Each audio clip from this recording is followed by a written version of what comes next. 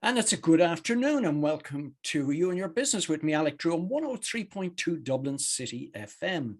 Each week, I invite an expert from the world of business to share their knowledge, insights and tips to help you with your business challenges.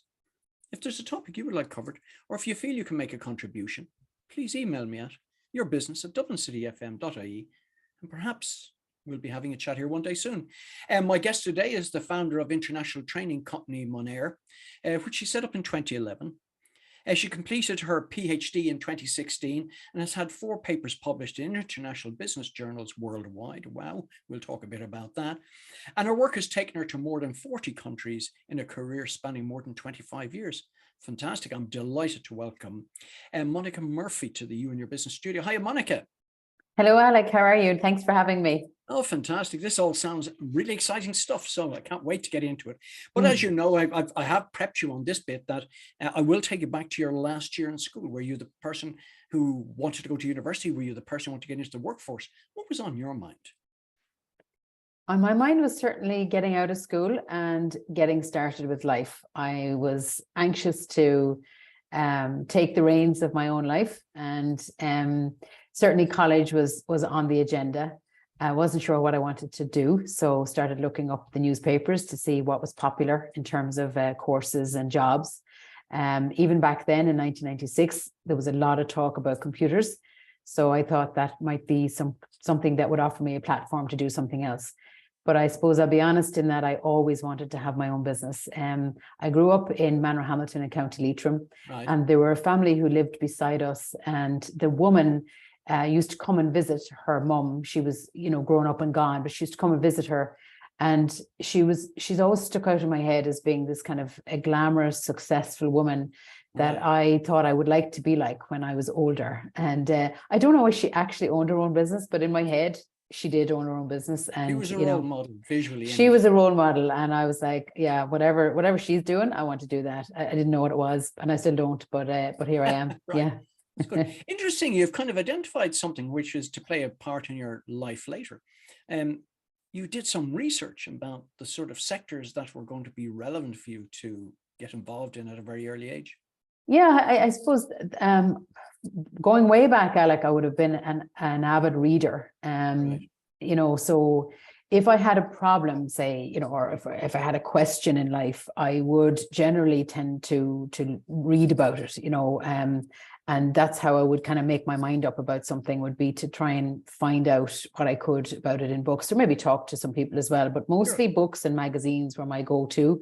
And so it kind of made sense then when it was time to finish school that, what's the next step, rather than go down this sort of the gender traditional route of, go nursing or do whatever, that I would look at the papers and see what kind of things, what kind of jobs are available, what kind of courses are available. So that's where I came down on the side of computer science back then. Fantastic. Okay, computer science. I won't say it's quite in its infancy, but it was in its earlier days. How long did it take you to obtain your degree, and what did that allow you to do? So I went off to Waterford, which was WIT at the time, and the degree was 4 years long. And I'll be honest, it really challenged me. There was physics and maths in it that I had never seen the like of before, and hopefully never will again. But it's a little bit interesting and relevant to the rest of my career path, in that it was mostly male orientated. Right. And it made me quite comfortable in that space where, you can be as good as or better than in certain subjects, and you all collaborate and work together to get through the exams. So it made me quite comfortable in that space, which is relevant to later work that I do in male orientated business environments. But it took me 4 years, and the whole college experience was amazing. I loved that, and finished that into the year 2000. What a lovely year to graduate. Yeah, perfect. Yeah. For technology anyway. What a perfect year. Yeah. Just let me ask you a quick question. Just you've sort of identified it there, and I'm just curious, and I'm sure our listeners are. You talked about sort of in a collaborative, place with mostly males. Did you find any issues with that, or were people just as good working whether they were male or female in it? Not at all, not in the least. And maybe that goes back to having grown up in a farming community. Sure. On a farm, and being one of a family of 8, where there were 6 girls and 2 boys. but it wouldn't have been unusual for us to be at the mart with Dad, or to be, you know, marking the sheep or dosing the cattle. Again, quite a male orientated environment. So perhaps I was kind of comfortable with it from then, but certainly in college, I know there's a lot made of the gender issues today, and some with very good reason, but certainly my experience was very collaborative. I never experienced anything other than collaborative camaraderie, certainly in those years. Good. Excellent. I'm delighted to hear that. So, okay, you've got your degree, paper in hand. Well, what are you going to do next? Well, it was the year 2000, and technology had taken a bit of a shake in that year. Of course, that was Y2K. So the jobs weren't quite as plentiful as they had told me in the papers they would be. But I did get work in Dublin, at least for a summer job, with a company called Taxback, which has gone on to achieve great things. But I was kind of with them while I was applying for other roles. And I got my first real job with Ericsson in Dunleary, as a network engineer and technical specialist. So I took myself off out there and worked with Ericsson for about 4.5 years. Really, really enjoyed that work, highly technical, and got to travel quite a bit with them as well. So yeah, that was my first real job. Okay, so you're working with an international company, getting the opportunity to travel. And what sort of work were they getting you to do there? Well, it was mostly traveling to their customer sites internationally, where the customer would have bought the equipment from Ericsson to get their telecoms network up and running. I suppose mobile telephony was in its relative infancy, certainly in some of the developing parts of the world. So, you know, I would have got to places like Uganda, Jerusalem. So, you know, so quite far-flung places, and you'd be working with the telecoms operator there, with the group of engineers, to really, I suppose, help them to maximize the use of the technology that they had purchased from Ericsson. So it was our job to kind of help them set it up and train them on how to use it and how to do the billing and how to set up the customers and that sort of thing. So it was great, really interesting. It must have been quite interesting in the sense that you're also getting to experience other cultures and how they operate and how they did business, and a diverse range of them too, by the sounds of it. Yeah, I often say, Alec, that was really my second education, was the years I spent with Ericsson, because really was exposed to so many different cultures and nationalities. And I remember being in Tunisia and having again a room full of male participants, and working with them, and then being really interested, because you get to chat them at lunchtime or break time, and being interested in Islam as a religion. And some of them had 3 and 4 wives. And I would have thought this was kind of funny or mad. And I would say, what's the story with that, lads? Like, why would you have 4 wives? And then, but in fairness to them, a bit like the collaborative college effect, they would explain it to me.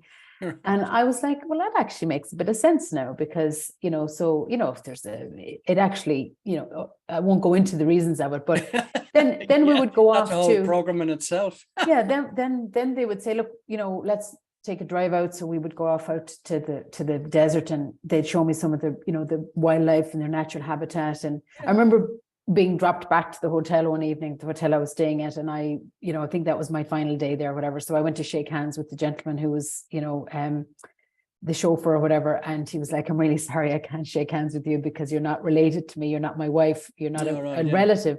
So it was just that practical education you get from being these really nice people. They just do things differently than we do. So it was absolutely, you've hit the nail on the head there in terms of a cultural education. It was amazing. Certainly was. I was in Tunisia. I actually got out to see the fort at El Jem. Oh, brilliant. I didn't make it to that now. Yeah. Yeah, but it was a crossroads of commerce, you know, in North Africa. Yeah. A huge place. Unbelievable. Anyway, that's another story. Okay, so you're with Ericsson's, and what next for you? So I finished up on Ericsson's, and I took a role with Cisc, the construction company, a fabulous Irish success story. And I started there as a training officer, actually, really in the technical space, because Cisc were beginning to use technology as a way to maximize efficiency on their projects across the country. So attaching drawings and, you know, using emails and kind of, I guess, quite basic stuff now, but it was relatively new to them. So my job was to sort of work with the engineers and the surveyors all across the country to set up classes and workshops to show them how to use this technology and how to get the best out of it. And again, male-orientated environment, but absolutely loved it. Often working on building sites or in a porta cabin off the side of a building. But like I got to see places like the Dundrum Town Centre being built, the Limerick Tunnel, inside the bowels of the Limerick Tunnel. Fabulous experiences. I got to spend some time on site as well, because I'm a very practical learner. Sure. And while I was talking about some of these elements of their work, I really wanted to see them in practice. So a very nice engineer took me off for 2 weeks, and I just shadowed him, like literally walked around after him on the site out in Ballymun for 2 weeks. And again, that was a whole huge education that I wouldn't have otherwise had got the opportunity to do. So 5 years in CISC, ended up being head of learning and development there. And then, of course, there were some very rocky years because we were from 2005 to 2010. So, yeah. Now we'll just explore that in a minute. And if you're just joining us now, you're listening to You and Your Business with me, Alec on 103.2 Dublin City FM, where my guest today is Monica Murphy. I just want to kind of focus, which I think is a fantastic experience you had with CISC. Again, a lot of people find themselves, if you take what you're talking about, learning and development, but they never get out of the office. Whereas you found yourself being immersed, actually understanding what the company was doing on the ground, on sites. I think that's a fabulous experience that so many organizations miss the opportunity of allowing their employees to immerse themselves in. Yeah, and I think, part of what we do, Alec, is to put together a learning and development strategy for an organization. And, part of that is what can you do in-house, rather than outsourcing and having to spend thousands on experts like me or consultants or trainers or whatever. And oftentimes it's just the time that they don't have, or the thought process to put that together in-house to say, well, if, how can we logistically and creatively plan that, there's X amount of people out of the office every week or every month, looking at what we actually do, whether that's fitting windows or whether it's on a building site or whether it's surgery in a hospital or whatever it is that you can actually see. So it makes a real connection between, I'm not just sitting here doing the accounts, I'm making a difference. This work means something, I can't see it every day, but at least I can see the difference it makes to people's lives on the ground in real time. So that's a huge part of learning, and that observation piece is huge. Yeah. It's amazing. One of my other guests on another show had a doctorate in psychology for marketing strategy. And the first thing they did, she went, I think, to work for Clark Shoes initially and spent the first 6 months on the floor watching them make shoes and understanding, what they're working with, laces, all the nuances of that sort of trade, so that when she got involved in marketing, she actually knew what she was talking about. Yeah, no, it's really important. And I think, to be fair, the majority of people are interested in that. They would love the opportunity to get into the nitty gritty of the company, but the company don't always have that set up. Like they'd be worried about insurance or somebody falling, or so it just takes a little bit of thinking and creative exploration. And I think it could be happening and make it work much more meaningful for people. Yeah, I think you're right there. And while they may use insurance as an excuse in that, it's just I don't think they have the creative mindset to do it. Or don't see the bigger picture. But that's what's coming now, I think, because there's a saying at the moment that meaning is the new money. Now, money is still money, but money, once it gets to a certain point, it stops becoming a motivator. And after that, it's the meaning of what I'm doing and what difference I make. Sure. And it doesn't matter if I'm putting in a pile of invoices every day, but because I've seen the nuts and bolts of this business, I believe in what they do. I'm happy to put in those invoices 5 days a week, and it doesn't bother me. You can see the output and the reason why, and the number of people that depend on you doing your job. And exactly. Yeah. Yeah. No. It makes it relative to them. Okay, so you're with CISCs. You're there for about 4 or 5 years. What next for you in your career? What then? So then I suppose there was a bit of a personal change in my circumstance. I got married to Sean, and he's originally from County Waterford. Since I had been in college in Waterford, I'd always had a bit of a draw to go back there, to be honest with you. Sure. So it was very fitting that he was from Waterford. I think I do tell him that's the only reason I gave him my number, was because he was from the right county. But we got married and settled down in a place called Knockanore, where he grew up. And I was with Sisk for a further year in their Cork office. And then the Celtic Tiger was dying. So I moved on to my final company as a PAYE worker, was Capita Customer Solutions in Clonakilty in West Cork. I did just a year with them and set up then on my own. Sure. And what line of business were they in? So they're outsourcing. They do a lot of at least then they were a contact center for lots of different businesses around Ireland. So they had a lot of contracts with the Department of Agriculture for, tracking animals, tracing animals, that sort of thing. Right. So, yeah. Okay. So I mean, this is getting around to, it's been building for you to get to you and your career. Have you made up your mind what you want to do? Yeah, I had made up my mind a couple of years previous to that. I mean, notwithstanding the dreams I had as a young one of having a business. I had a health issue when I was 22. I had a brain surgery for an astrocytoma.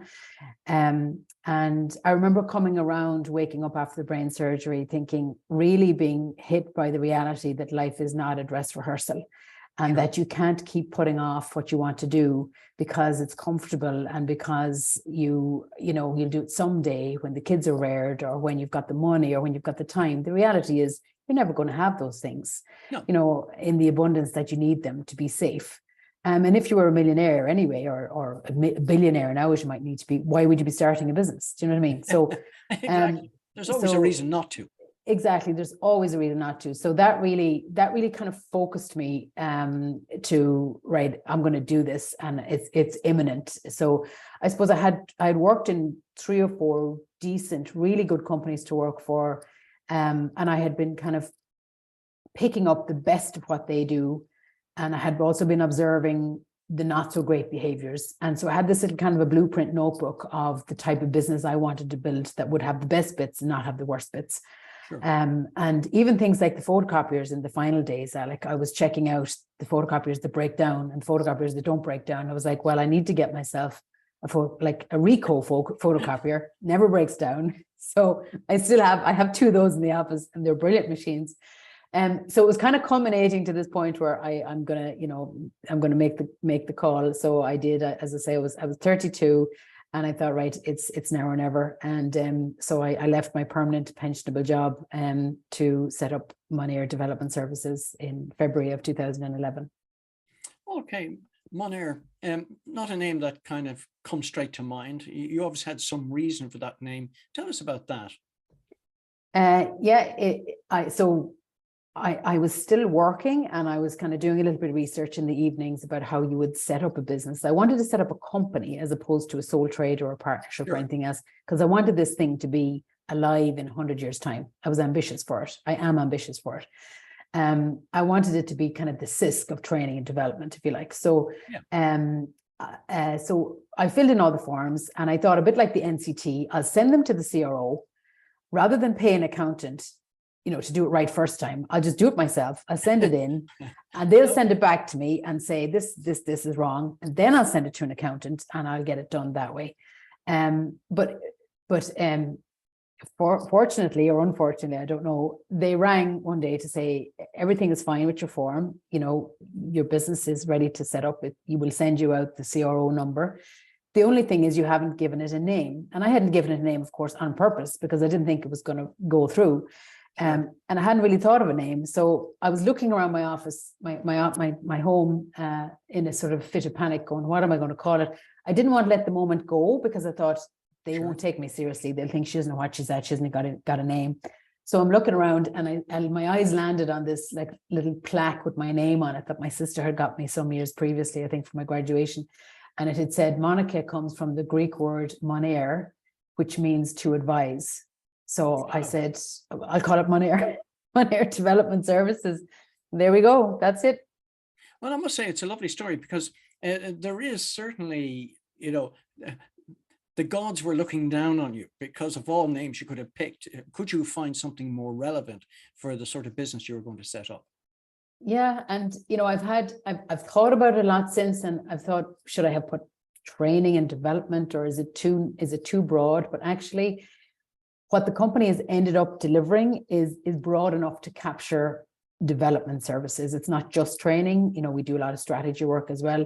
And Monair is yeah, I'm happy with it, and we've obviously kept it all these years. So it's maybe a little bit of serendipity there going on. But it was fantastic. It's fantastic. Thank you. And if you're just joining us now, you're listening to You and Your Business with me, Alec Drew, on 103.2 Dublin City FM, where my guest today is Monica Murphy.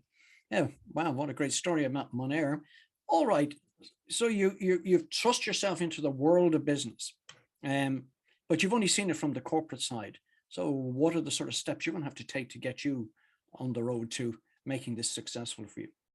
Well, interestingly enough, Alec, I always treated the business as if it were bigger than it was from day one. I remember sitting down and writing out a list of values and anchoring over these values. And my husband was like, "What are you doing? You don't have any clients, But those values are still on the wall in my office now at headquarters in this exact same writing that I wrote them all those years ago.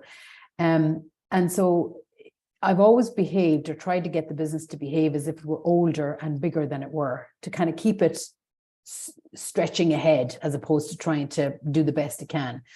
And so, it was just me at the kitchen table, ringing around previous people that I had worked with. And it really taught me the importance of, when you're working for somebody else, to do a good job and to not to not burn any bridges, and to have integrity and be honest and always do your best, and those sort of things that your moms and dads would have told you. Because when I made those calls back to the likes of Ericsson and Cisc and Capita and Taxback, the phone was picked up, and everybody, I got nothing but good wishes, and in a lot of cases I got work. I got a good bit of work from those 4 companies who kind of brought me back to do more of the same. So that got me started. I think the first year's turnover was 50,000 euros. So that was enough kind of to have, because I started with no money, no bank finance, no nothing. So I had that then 50,000 in the bank to get me into year 2, and get me more, buy a decent computer, proper set up at home, that sort of thing. So I was reading a lot at that time to see what makes training really work and stick, and how does, because you want to make a difference. You don't want to just be out there selling services and getting paid, and it actually doesn't make a difference. So I took myself off down to back to WIT's SETU now, and spoke to them about maybe doing a PhD. I had done a master's a couple of years previously while I was in Cisc, so this was the next obvious step. So they agreed that I could do one from 2012 to 2016. And this in learning and development? Yeah, so it was around, the thesis was around the impact of learning and development strategy on the growth of a business. Wow, fantastic. Obviously, this takes a fair bit of time out of your business. And I'm always hearing that sort of entrepreneurs never have a spare minute in the day. So you were able to juggle those 2 things. Well, I was. I suppose I've always been pretty strategic, because I did sit down with my husband. We didn't have children at the time. We have 2 little girls now, but I did kind of make it, kind of talk to him about the impact of trying to run a business and do a PhD, and how it would be for him. I really spent all my weekends for 4 years on the PhD. And then I would spend my weeks on the business, and sometimes they would overlap, but not often. So I had to kind of get him to buy into not doing much, or not doing much, at least with me at the weekends, for those 4 years. And of course, crossing that out with the question of family and children, and where that would be, because men are much broodier than they will ever admit, by the way. I know. And women get the blame for it, but it's actually the men that are mad for the kids. But yeah, so that allowed me to do it, I suppose, because he's got his own career, and he's big into the hurling and that, so that kind of kept him busy at the weekends. And so the business was beginning to grow slowly in those 4 years or 5 years that I did the PhD, gently tipping away, getting bigger and bigger clients, getting more and more credibility, that sort of thing. And I mean, this was all going to lead to you writing a book as well. So let's talk, believe it or not, how time goes in this show. We've about 4 minutes left. So let's Okay. talk about the book and talk about some of these important things you want to share. Yeah, so the book I wrote the year before last and launched it last year. It's called The Manager's Handbook for a New World of Work. So in all of my experiences from Ericsson up to working with big blue chip clients across Ireland and across the world at the moment, a lot of the same stuff comes up all the time. So I thought when COVID happened and I was off the road that I could, do something useful with the extra time, which was to put this book together. Because I do believe leadership and management has been completely upended since COVID. So I put a handbook together. So a kind of a guidebook, if you like, for managers, either experienced or new, that can kind of help them to plot their way through this new landscape that is management and leadership and the labor market as well, because it's completely an employee's market at the moment. Yes, of course. Yes, it is. So the book consists of 7 chapters. I'll read them very briefly. The first one is be your best self, manage yourself first. The second chapter is they are not your people and they never were. Right, that's okay, yeah. The third chapter is communication considerations. So the importance of doing one-to-ones, team meetings, setting expectations. Yep. The fourth chapter is time and attention are your most precious resources. Yes. The fifth chapter is enabling performance. Right. And it's, all around how to get the best from people, how to maximize people's potential and also reward them fairly. The sixth chapter is hiring team members. And the final chapter is, it's a bit of a contradiction. It's called being consistently flexible with people. All right, okay. So it's on sale in all good bookshops around Ireland and will very soon be available on Amazon once they accept my passport as proof of ID. It's at $13.99, and I believe it's about 10,000 euros worth of training in a nice little handy handbook. So if you know anybody who could benefit from it, check out our website www.moneredevelopmentservices.com, and we would be happy to post on a book to you. Okay, in the sort of minute and a half that we've left, can you tell me who its target audience mainly is, and B, if you've a tip to finish off on? Well, the target audience are, I suppose, managers and leaders, middle managers, and those who are kind of in a more senior space, either have recently been promoted, or even if you've been in the job a long time, because things have changed so much, it's no harm to revise what people need from work and what they need from a manager in today's world. So that's who it's targeted at. And I suppose the tip, my goodness, Alec, the tip is throw you in the deep end there. The tip is to remember to look after yourself. Here's a tip. A good manager or leader is a rested one. Right. And I think that's fair, because the number of people who suffer from burnout and its impact right across the organization, not just on them. Yeah. And if you've got a cranky manager, a cranky leader because they haven't slept or they're not rested, it's not going to bode well for everybody else. No, it won't. Well, I think that's a fantastic way to finish this show. Many thanks to our guest today, Monica Murphy, for coming into the You and Your Business studio. Thanks also to Sam on Sound for looking after today's production. The podcast today's show will be available on dublincityfm.ie from tomorrow. Thank you for your business. Thank you for your listenership and great business. I'm losing the train of myself. And please remember to join me, Alec Drew, again next week at the same time, 1 o'clock, right here on 103.2 Dublin City FM for another edition of You and Your Business.